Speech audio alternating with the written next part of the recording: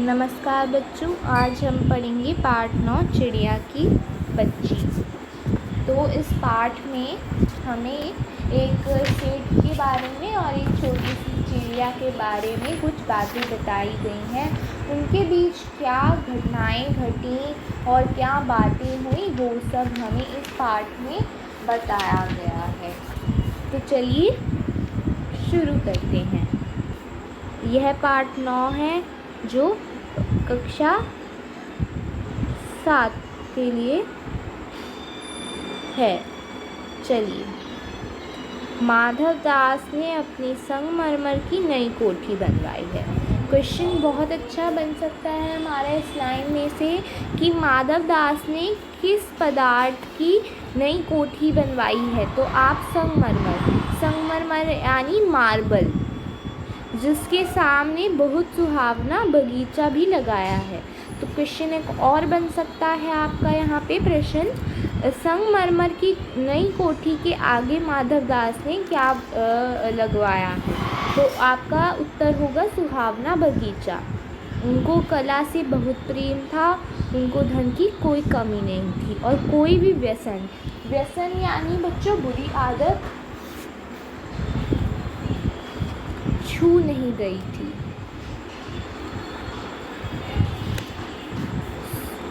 सुंदर अभिरुचि के आदमी थे वह। फूल पौधे, रकाबियां से हौजों के में लगे फव्वारे, उछलता पानी,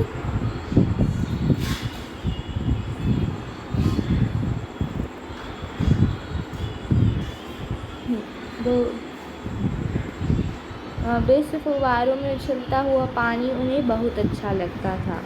समय भी उनके पास काफ़ी था। शाम को जब दिन की गर्मी ढल जाती है और आसमान कई रंगों का हो जाता है, तब कोठी के बाहर चबूतरे पर तक डालकर मसनद के सहारे वह गलीचे पर बैठते हैं और प्रकृति की छटा निहारते हैं। तो क्वेश्चंस पूरी हर लाइन में से कोई ना कोई आपका प्रश्न बनता है बच्चों। तो आपको इस गद्यांश को एक तरह से बहुत ही इम्पॉर्टेंट है, जिसमें आपके कई प्रश्न बन सकते हैं। उनको किससे प्रेम था? उन्हें कला से प्रेम था। उन्हें किस चीज़ की कमी नहीं थी? उन्हें धन की। और उन्हें कोई व्यसन छू नहीं गया था। वह किस तरह के आदमी थे? वह सुंदर अभिरुचि के आदमी थे। उन्हें क्या निहारना अच्छा लगता था? किसकी छटा? प्रकृति की छटा निहारना अच्छा लगता था। फूल पौधे, रकाबियाँ से हौजों में लगे फव्वारों में उछलता पानी भी उन्हें बहुत अच्छा लगता था। इनमें मानो उनके मन में तृप्ति मिलती हो। तृप्ति बच्चों, यहाँ पे तृप्ति का मतलब होता है संतोष। और एक और बात यहाँ पे आपको सभी ने एक बार सबसे पहले संगमरमर का अर्थ होता है बच्चों, संगमरमर का अर्थ होता है मार्बल यानी सफ़ेद। आप इसे लिख भी सकते हैं बच्चों, सफ़ेद चिकना पत्थर बच्चों।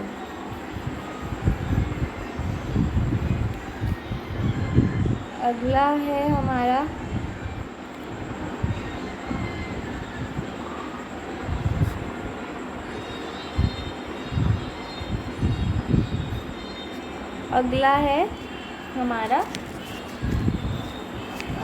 कोठी। कोठी यानी बड़ा मकान।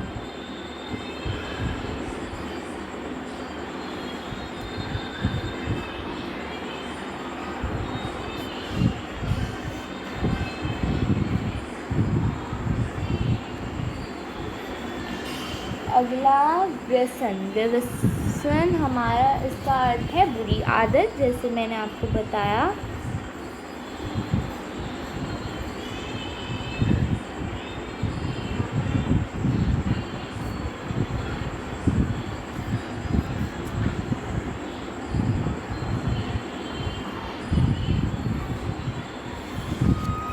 जैसे इसमें जो है मैं उन्हें एक बार अंडरलाइन भी कर रही हूँ।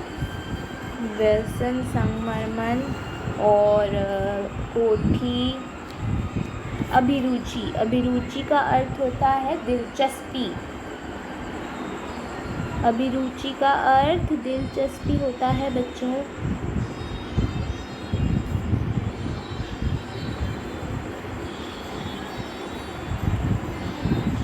उसके बाद है रकाबियों। रकाबियों का अर्थ होता है प्लेट। उसके बाद है हमारा अगला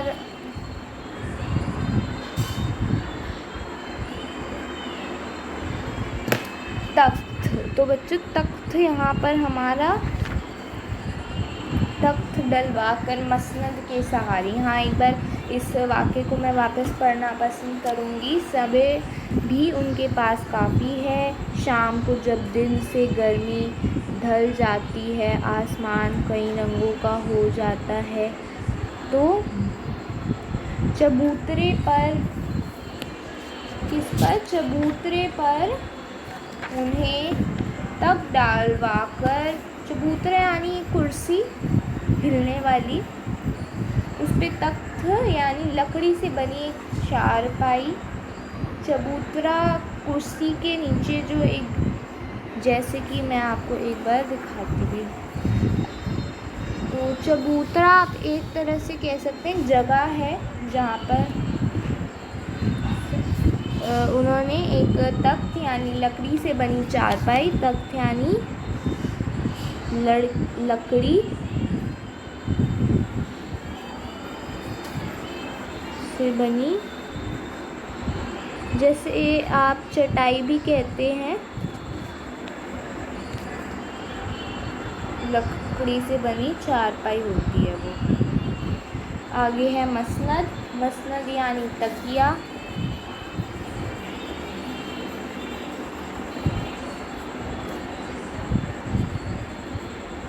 तकिया।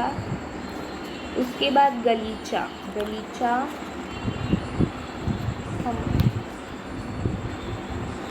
गलीचा यानी हमारा कालीन होता है। गलीचा हमारा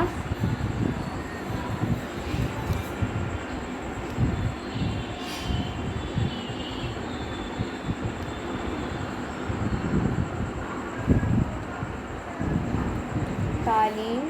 उसके बाद छटा। छटा यानी सुंदरता। ये आप लिख लीजिए क्योंकि ये आपके प्रश्न बन के आ सकते हैं कि इस शब्द में इस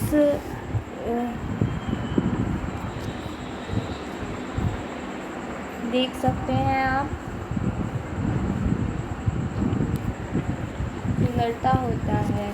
तृप्ति मैंने आपको बताया है, संतोष होता है। संतोष जैसे मैंने आपको पहले भी पढ़ते वक्त बताया था। ये मैं आपके साथ साथ ही इसलिए बता रही हूँ बच्चों ताकि आपको कोई भी दिक्कत ना हो। उसके बाद हमारा है विनोद चर्चा। विनोद चर्चा यानी मन बहलाने की बातें। तो चलिए अब हम बिना देरी करे चैप्टर को स्टार्ट करते हैं। नहीं तो पास रखे हुए फर्शी हुक्के की सटक को मुंह में दिए ख्याल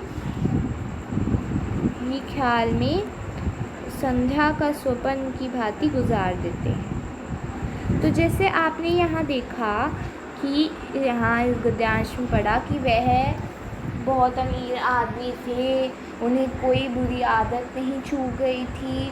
शाम को जब उन्हें बगीचे के में बैठना अच्छा लगता था, शाम को जब आकाश अलग अलग रंगों का हो जाता था, उन्हें प्रकृति की छटा निहारना पसंद था। और साथ ही साथ और हमने क्या पढ़ा कि वह क्या करते थे, तब कोठी के बाहर वह एक चबूतरे पर तख्त यानी लकड़ी से बनी चारपाई डलवाकर उसमें एक तकिए के सहारे गलीचे यानी कालीन पर बैठते थे और निहारते थे। और मित्र हुए तो उनसे मन बहलाने की बातें भी करते रहते थे।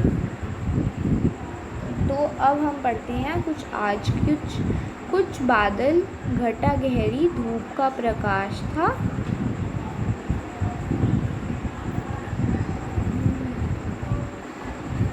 गहरा नहीं था। धूप का प्रकाश उनमें छन छन कर आ रहा था। माधवदास मसनद के सहारे बैठे थे।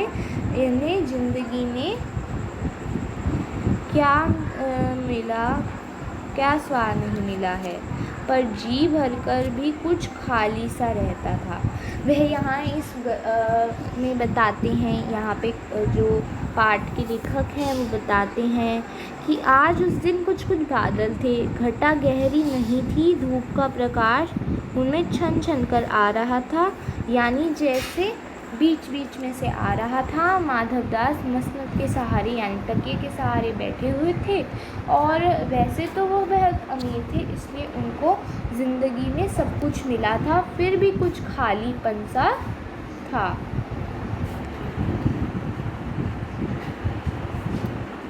उस दिन संध्या के समय उनके देखते देखते सामने गुलाब की डाली पर चिड़िया आन बैठी, एक चिड़िया आन बैठी। तो प्रश्न है आपका यहाँ पे बनता है, जो चिड़िया कौन से पेड़ की डाली पर आ बैठी? तो वह गुलाब के पेड़ की डाली पर आ बैठी। चिड़िया बहुत सुंदर थी, उसकी गर्दन लाल थी। चिड़िया की गर्दन कैसी थी और चिड़िया दिखने में कैसी थी? तो आप इस प्रश्न का उत्तर यह लिखेंगे, चिड़िया बहुत सुंदर थी, उसकी गर्दन लाल थी और गुलाबी होते होते किनारों पर ज़रा ज़रा सा नीली पड़ गई थी। उसके पंख ऊपर से चमकदार से आए थे। उसका नन्हा सा सिर तो बहुत प्यारा लगता था और शरीर पर चित्र विचित्र चित्रकारी थी। चित्र विचित्र यानी मन भाव की या अजीब तरह की चित्रकारी थी, जो माधवदास जी को बड़ी अच्छी लगती है। चिड़िया को मानो माधवदास की सतह का कुछ पता ही नहीं था।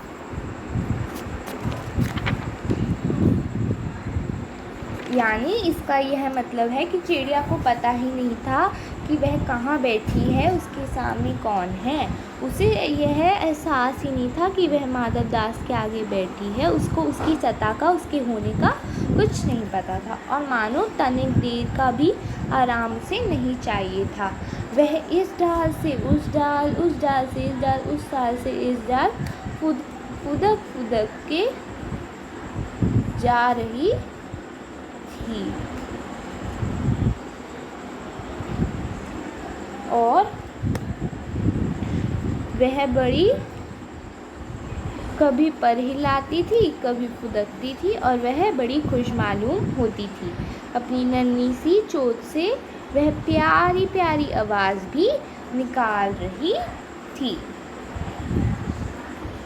माधवदास को वह चिड़िया बड़ी मनमानी लगी, बहुत सुंदर लगी। उसकी स्वतंत्रता यानी उसकी आज़ादी बड़ी ही प्यारी लगी उसे और कुछ देर तक वह उस चिड़िया का उस डाल से इस डाल तक फुदकना देखते रहा। इस समय वह अपना बहुत कुछ भूल गए थे और इस समय उन्हें बहुत अच्छा लग रहा था, इसलिए वह अपना बहुत कुछ भूल गए थे। चिड़िया से कहा, आओ तुम बड़ी प्यारी आई। फिर माधवदास कुछ देर बाद बोले, आओ चिड़िया तुम बड़ी प्यारी आई। यह बगीचा तुम लोगों के बिना सूना लगता है। सुनो चिड़िया, तुम खुशी से यह समझो कि यह बगीचा मैंने तुम्हारे लिए ही बनवाया है। तुम बेखटके यहाँ आया करो। बेखटके यानी बिना खटके, यानी बिना किसी डर के। फिर माधवदास कुछ देर बाद क्या कहते हैं कि चिड़िया बहुत अच्छा हुआ कि तुम यहाँ आई। यह बगीचा तुम सुंदर सुंदर पशु पक्षियों के लिए ही मैंने बनवाया है ताकि तुम यहाँ आओ। सुनो चिड़िया, तुम खुशी से यह समझो कि यह बगीचा तुम्हारा ही है और तुम यहाँ बिना किसी डर के आया करो। फिर चिड़िया पहले तो असावधान रही, फिर जानकर कि बात उससे की जा रही है वह एकाएक तो घबराई। पहले तो वह असावधान, उसको कुछ मालूम नहीं पड़ा और जब उसे एहसास हुआ की बात उससे ही की जा रही है तो वह ज़रा सा घबरा गई और फिर संकोच यानी फिर घबरा कर बोली, वह मुझे मालूम नहीं था कि बगीचा आपका है। मैं अभी चली जाती हूँ। पल भर सांस लेने में यहाँ टिक गई थी। फिर माधवदास जी कहते हैं, हाँ, बगीचा तो मेरा ही है। यह संगमरमर की कोठी भी मेरी है, लेकिन इस सब को तुम अपना भी समझ सकती हो। सब कुछ तुम्हारा है। तुम कैसी भोली हो, कैसी प्यारी हो। जाओ, नहीं बैठो, मेरा मन तुमसे बहुत खुश हुआ है। तो फिर चिड़िया थोड़ा सा घबरा कर बोलती है कि मुझे मालूम नहीं था, मैं नहीं जानती थी कि यह बगीचा किसी और का है। यह बगीचा आपका है। मुझे तो यहाँ पर पल भर सांस लेने में यहाँ आ गई। माधवदास कहता है, नहीं नहीं, हाँ, यह बगीचा है तो मेरा ही और यह कोठी भी मेरी है, लेकिन इस सब को तुम अपना ही समझो और तुम यहाँ रुक सकती हो। सब कुछ तुम्हारा है। तुम कैसी भोली हो। फिर वह कहता है, तुम कैसी प्यारी हो, कैसी सुंदर हो और कैसी नादान हो। बैठो, जाओ नहीं तुम यहाँ से। मेरा मन तुमसे बहुत खुश हुआ है और तुम बहुत प्यारी लगी मुझे। तुम यहीं ठहरो थोड़ी देर। और उसके बाद चिड़िया बहुत सकुचा गई। चिड़िया बहुत घबरा गई, बहुत बेबस होने लगी। उसे बोध हुआ कि यह उसकी गलती तो नहीं हुई कि वह यहाँ बैठा गई है। उसको थिरकना रुक गया, उसका थिरकना रुक गया। उसका वह इस डाल से उस डाल तक थिरकना, वह ऐसे उस डाल से इस डाल तक जा रही थी जो वह रुक गया। वह भीत होकर बोली और वह डर सी गई थी। और फिर वह बोली, मैं थक कर यहाँ बैठ गई थी, मैं अभी चली जाऊँगी। बगीचा आपका है, मुझे माफ़ करें। और वह फिर बोली, उसे लगा कि यह बगीचा किसी और का है, मुझे यहाँ नहीं ठहरना चाहिए। और उसे मन ही मन संकोच हुआ कि उसने कोई गलती तो नहीं कर दी।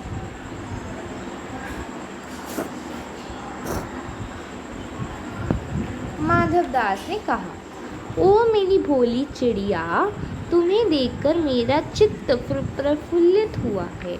मेरा महल भी सूना है, वहाँ कोई भी चहचहाता नहीं है। तुम्हें देखकर मेरी रागनियों का जी बहलेगा। तुम कैसी प्यारी हो, यहाँ ही तुम क्यों ना रहो। चिड़िया बोली, मैं माँ के पास जा रही हूँ, सूरज का धूप खाने और हवा से खेलने और फूलों से बातें करने में ज़रा सी उड़ आई थी। अब सांझ हो गई है और माँ के पास जा रही हूँ। अभी अभी मैं चली जा रही हूँ, आप सोच ना करें। माधवदास ने कहा। माधवदास ने कहा, प्यारी चिड़िया, पगली मत बनो। देखो तुम्हारे चारों तरफ कैसी बहार है। देखो वह पानी खेल रहा है, उधर गुलाब हंस रहा है, भीतर महल है। चलो, जान क्या क्या ना पाओगी। मेरा दिल वीरान है, वहाँ कब हंसी सुनने को मिलती है। मेरे पास बहुत सा सोना मोती है। तो चलिए, एक बार मैं आपको एक तरह से इसे समझा देती हूँ ताकि आप इसमें आपका कोई भी आपको दिक्कत ना आए। तो फिर माधवदास ने जब बोला कि प्यारी चिड़िया, तुम कितनी भोली हो, तुम कितनी भोली हो। तुम्हें देखकर तो मैं बहुत खुश हुआ हूँ और तुम्हें लग रहा है कि मुझे तुम्हें यहाँ से चला जाना चाहिए। नहीं नहीं, तुम यहाँ रुक जाओ। ये महल बहुत सोना है, यहाँ कोई नहीं रहता, ना ही कोई खिलखिलाता और चहचहाता है। तुम्हें देखकर मैं बहुत खुश होऊंगा और मेरी रागनियाँ का भी जी बहलेगा। तुम कितनी सुंदर, कितनी प्यारी हो। यहाँ तुम क्यों ना रहो और तुम यहाँ रह जाओ ना। फिर चिड़िया बोली, नहीं नहीं, मुझे माँ के पास जाना है। सूरज की धूप खाने, हवा से खेलने और फूलों से बात करने में यहाँ ज़रा सी ठहर गई और उड़ आई थी। मुझे यह सब देखे और मैं यहाँ आ गई, लेकिन मुझे अब माँ के पास जाना है, क्योंकि अब संध्या यानी सांझ हो गई है और माँ के पास जा रही हूँ। अभी अभी चली जा रही हूँ, आप सोच ना करें। उसे लगता है कि मैंने गलती कर दी है और इन्हें बुरा लग रहा है। माधव दास ने फिर कहा, अरे पगली मत बनो, डरो मत, देखो तुम्हारे चारों तरफ कितने सुंदर सुंदर फूल, पेड़ पौधे, वहाँ पानी खेल रहा है, उधर गुलाब हंस रहे हैं, भीतर महल है। तुम चलो जानो और देखना, तुम बहुत कुछ, मेरा दिल बहुत बड़ा है, मैं तुम्हें बहुत प्यार से रखूँगा। वहाँ कब हंसी सुनने को मिलती है। और वह कहता है कि मेरे यहाँ पे तो कभी हंसी सुनने को मिलती ही नहीं, तुम रहोगी तो मेरा जी भी बहलेगा। मेरे पास बहुत सोना मोती है और वह बताते हैं कि मैं बहुत अमीर हूँ।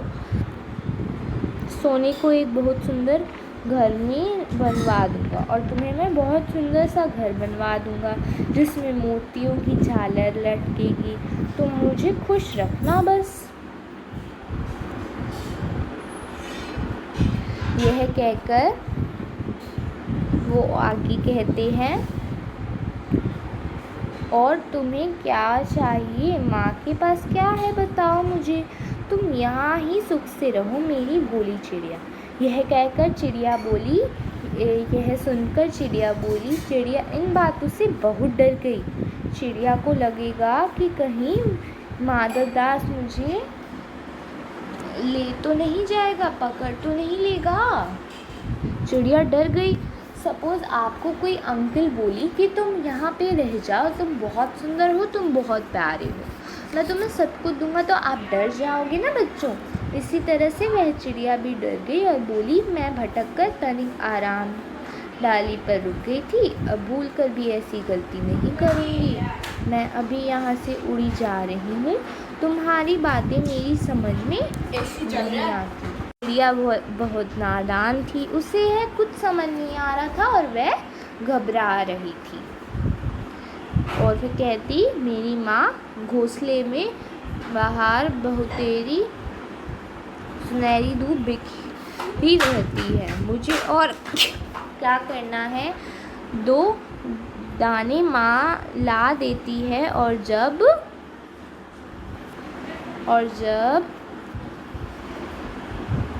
आगे वह कहती है,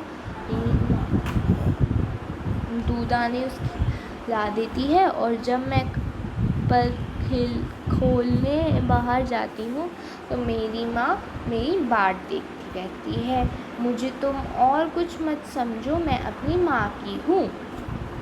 फिर वह बोलती है कि मुझे कुछ नहीं चाहिए और जो तुम बोल रहे हो वह मुझे समझ नहीं आ रहा है।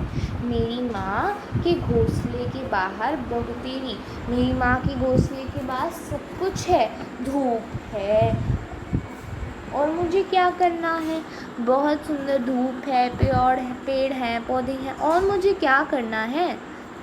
और माल खाने के लिए 2 दाने ला देती है जो मेरे को बहुत है, और जब मैं कभी बाहर पंख खोलने के लिए जाती हूँ तो माँ मेरा इंतज़ार करती रहती है। और तुम मुझे और कुछ मत समझो, मैं बस अपनी माँ की ही हूँ, मैं किसी और के पास नहीं जाना चाहती। माधव दास को वह चिड़िया बहुत अच्छी लगती है, वह चाहता होता है कि वह चिड़िया उसी के पास रह जाए, इसलिए वो आगे बोलता है। माधव दास ने कहा, भोली चिड़िया तुम कहाँ रहती हो, तुम मुझे नहीं जानती हो। चिड़िया, मैं माँ को जानती हूँ, भाई को जानती हूँ, सूरज और धूप को जानती हूँ, घास पानी और फूलों को जानती हूँ, महामान्य तुम कौन हो, मैं तुम्हें नहीं जानती। वह चिड़िया बहुत भोली थी, बहुत नादान थी। तो माधवदास ने बोला, प्यारी और भोली चिड़िया, तुम कहाँ रहती हो? क्या तुम मुझे नहीं जानती? तो चिड़िया बोलती, नहीं, आपको मैं नहीं जानती। मैं सिर्फ अपनी माँ, भाई, बहन, सूरज और प्रकृति की ही चीज़ों, घास जैसे पानी, फूल को जानती हूँ, और मैं किसी को नहीं जानती। आप कौन हैं? मैं यह नहीं जानती। फिर माधवदास बोलते हैं, तुम भोली हो चिड़िया, तुमने मुझे नहीं जाना। तुमने कुछ नहीं जाना। मैं ही तो हूँ सेठ माधवदास, मेरे पास क्या नहीं है, जो मांगो वह दे सकता हूँ। माधवदास फिर बोलते हैं, तुम भोली हो चिड़िया, तुमने मुझे नहीं जाना। यानी फिर माधवदास यही बोलते हैं कि चिड़िया बहुत भोली थी, वह किसी को नहीं वह मुझे क्यों नहीं जानती। अगर चिड़िया ने उसे नहीं जाना है तो उसने कुछ नहीं जाना।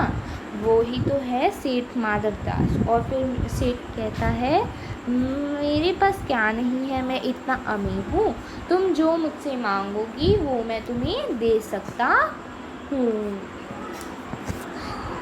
लेकिन चिड़िया कहती है, पर मेरी तो छोटी सी जात है, आपके पास सब कुछ है, तब मुझे जाने दीजिए ना। माधवदास, चिड़िया तू मेरी अनजान है, मुझे खुश करेगी तो तुझे माला माल कर सकता हूँ। चिड़िया, तुम सेठ हो ना?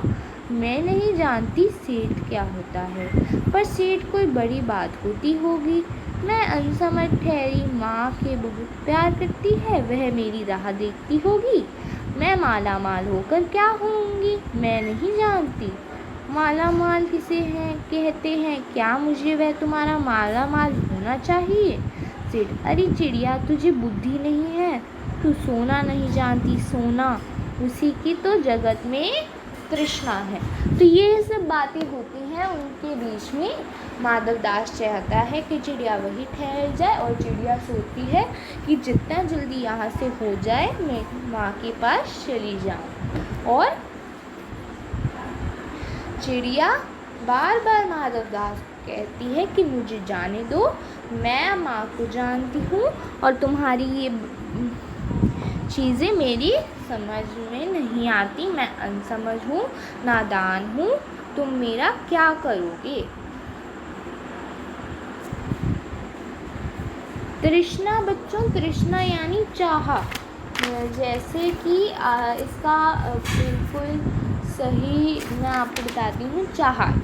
तृष्णा जैसे कुछ जिज्ञासा, जैसे तृष्णा।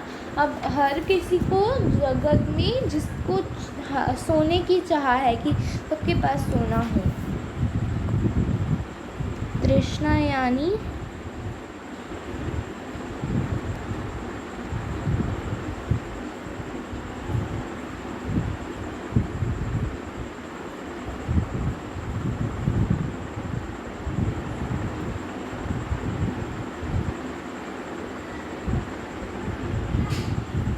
ठीक है बच्चों।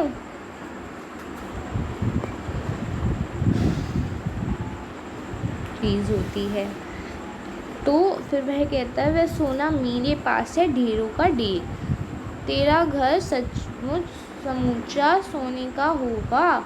जैसा पिंजरा बनवाऊंगा ऐसा पिंजरा बनवाऊंगा कि कहीं दुनिया में नहीं होगा, ऐसा कि तू देखती रह जाए। तू उसे भीतर थिरक फुदक कर मुझे खुश करियो, तेरा भाग्य खुल जाएगा। तेरे पानी पीने की कटोरी भी सोने की होगी। चिड़िया, वह सोना क्या चीज़ हो? और फिर चिड़िया कहती, ये सोना होता क्या है से तू क्या जानेगी, तू चिड़िया जो है। और यह बातें करते करते चिड़िया कहती है कि सोना क्या होता है। वहाँ माधवदास कह रहा है कि मैं तेरी हर चीज़ सोने की बनाऊंगी, और यहाँ चिड़िया को पता ही नहीं। और इससे हमें पता चलता है कि चिड़िया वो बहुत अनजान थी और नादान।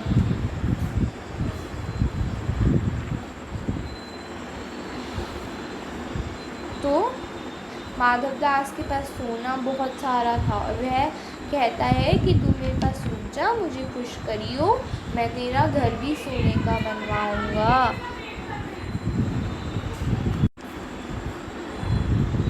और फिर क्या होता है, सोने का मूल्य सीखने के लिए तुझे बहुत सीखना है। बस यह जान ले कि सेठ माधवदास तुझसे बात कर रहा है। जिसमें से मैं बात कर लेता हूँ उसकी किस्मत खुल जाती है। तू अभी जग का हाल नहीं जानती।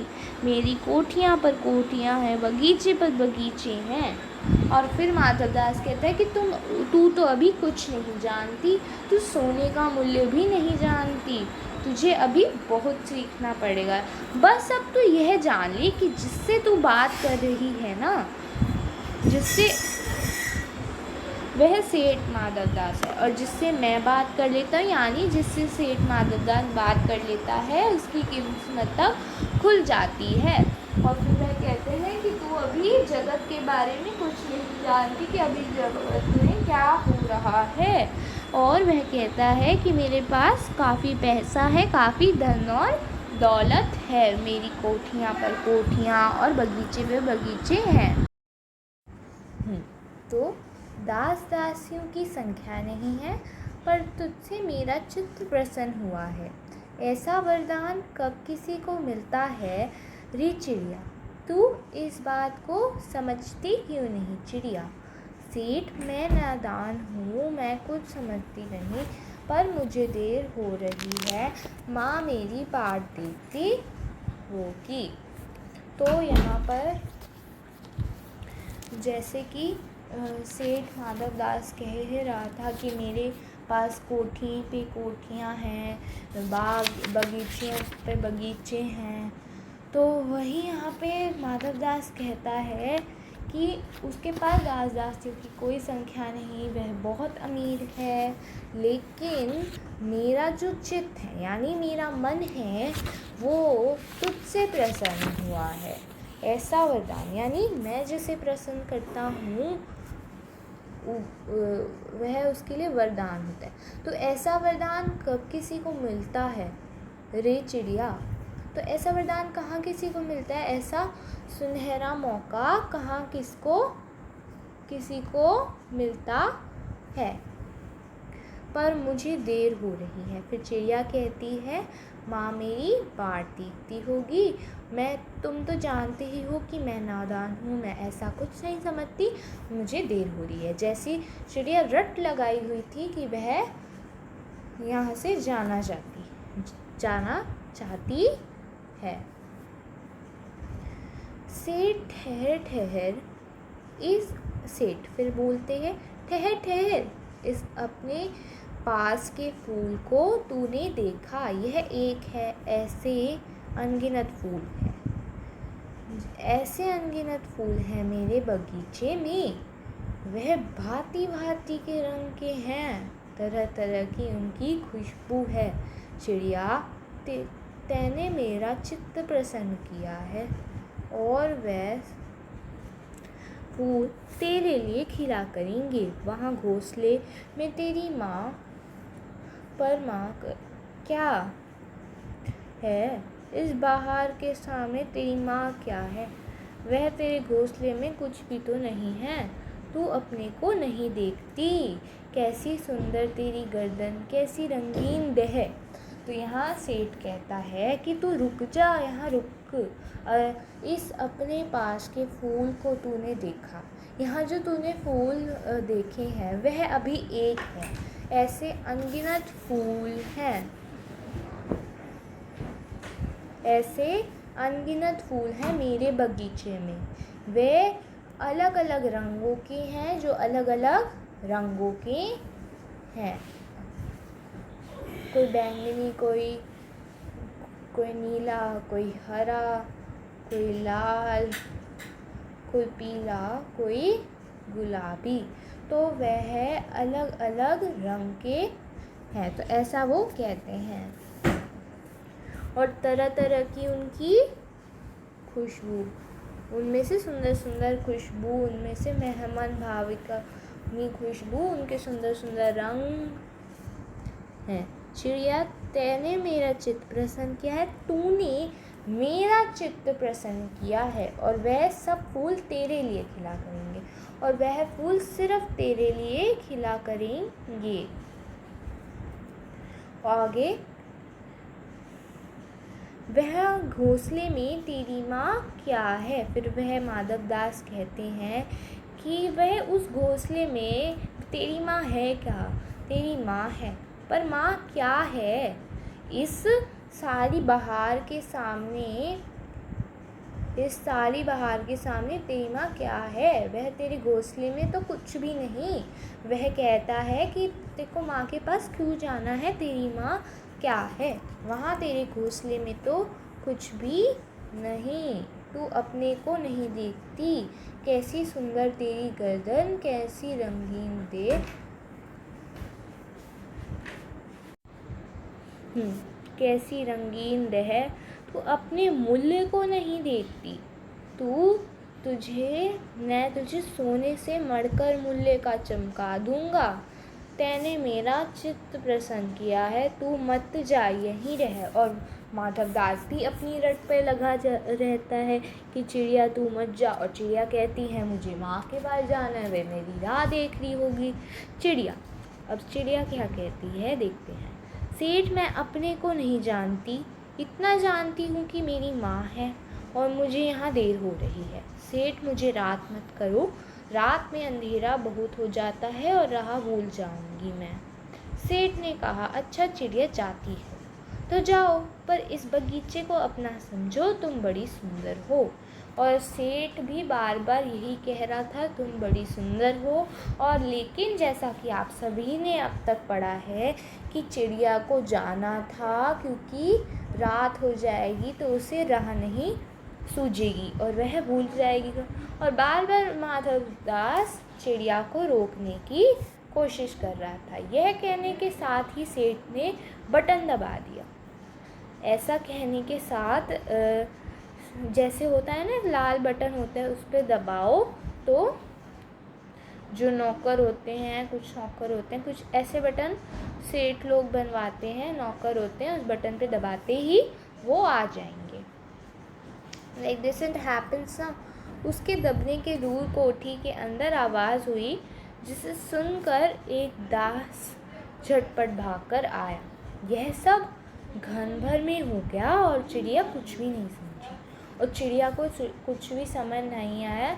सेठ कहते रहे, तुम अभी माँ के पास जाओ, माँ तेरी बाट देखती होगी, पर कल आओगी ना, कल आना, परसों आना, रोज आना। यह कहते कहते दास को सेठ ने इशारा कर दिया। पकड़ने के जतन में चला। और यह सब वो क्यों कर रहा था, वह चिड़िया का मन बहलाने के लिए कर रहा था, ताकि वह चिड़िया को पकड़ ले। और वह उसको पकड़ने के जतन में चला। सेठ कहते रहा है, सच तुम बड़ी सुंदर लगती हो। और उसका ध्यान भटकाने के लिए वह ऐसा कहता, तुम्हारे कितने भाई बहन हैं। वो ऐसे ही बोलता रहा और उसको भटकाता रहा, उसको अपनी बातों में उलझाता रहा। और पीछे से उसका नौकर आता है। तो अब चिड़िया फिर कहती है, चिड़िया दो बहन दो एक भाई, पर मुझे देर हो रही है। हाँ जाना, अभी तो उजाला है। दो बहन एक भाई है, बड़ी अच्छी बात है। तो माधवदास कहता है, अच्छा तुम्हारे दो बहन हैं और एक भाई हैं, कोई बात नहीं, बहुत अच्छी बात है। पर चिड़िया के मन में भीतर जाने क्यों चैन नहीं था। चिड़िया को बेचैनी हो रही थी और वह अब चौकन्नी हो गई और चारों ओर देखने लगी। उसे सेठ मुझे देर हो रही है, और उसने कहा सेठ मुझे देर हो रही है। सेठ ने कहा, देर अभी कहाँ, अभी उजाला है। और वह बार बार कह रहा था कि अभी तो कहाँ देर हो रही है, अभी तो उजाला है। मेरी चिड़िया, तुम अपने घर को इतना हाल सुनाओ का, थोड़ा बहुत हाल तो सुनाओ, भय मत करो, डरो मत। अब क्या होता है, उसका जो नौकर होता है वो पीछे से आता है और वह चिड़िया को पकड़ने की कोशिश करता है, लेकिन चिड़िया इतनी ज़ोर से भागती है कि वह सीधा अपने माँ के पास जाती है। माँ से बच्ची गले लग जाती है, सुबक सुबक के रोती है। चलिए पढ़ते हैं। चिड़िया ने कहा, सेठ मुझे डर लगता है, मेरी माँ दूर है, रात हो जाएगी, राह नहीं सूझेगी। इतने में चिड़िया को बोध हुआ कि जैसे एक कठोर शब्द, जैसे कि मैंने आपको बताया ना, नौकर आता है पीछे से और उसके देह को छू गया। वह चीख देकर चिचियाई और एकदम उड़ी। नौकर के फैले हुए पंजे में वह आकर भी नहीं आ सकती। तब वह उड़ती हुई एक सांस में माँ के पास गई और माँ की गोद में गिरकर सुबक सुबक के रोने लगी, ओ माँ, ओ माँ। और माँ ने बच्ची की छाती को चिपट कर पूछा, क्या है मेरी बच्ची, क्या है? पर बच्ची काँप कर माँ की छाती से चिपक गई, बोली कुछ नहीं और सुबकती रही, ओ माँ, ओ माँ। बड़ी देर से उसे ढाढ़स बंधा और तब वह पलक नीचे उसी छाती में चिपक कर सो गई, जैसे अब पलक भी नहीं खोलेगी। तो यह पाठ जिनेंद्र कुमार जी ने लिखा है। धन्यवाद इस वीडियो को देखने के लिए। हम वापस मिलेंगे एक और नए चैप्टर के साथ। तब तक के लिए आप सभी को बाय।